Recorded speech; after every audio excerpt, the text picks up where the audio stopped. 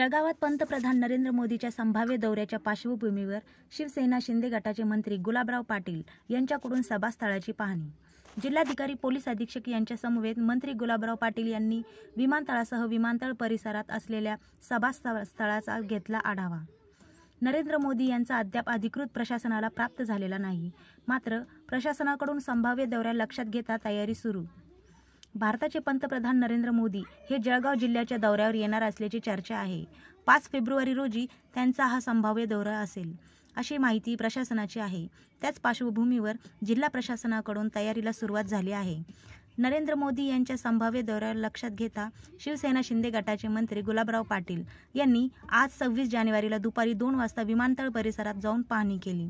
ज्या ठिकाणी सभा घेतली जाणार आहे त्या ठिकाणी जाऊन अधिकाऱ्यांकडून मंत्री गुलाबराव पाटील यांनी माहिती घेतली। यावेळी जिल्हाधिकारी आयुष प्रसाद, पोलीस अधीक्षक एम राजकुमार यांचीही उपस्थिती होती।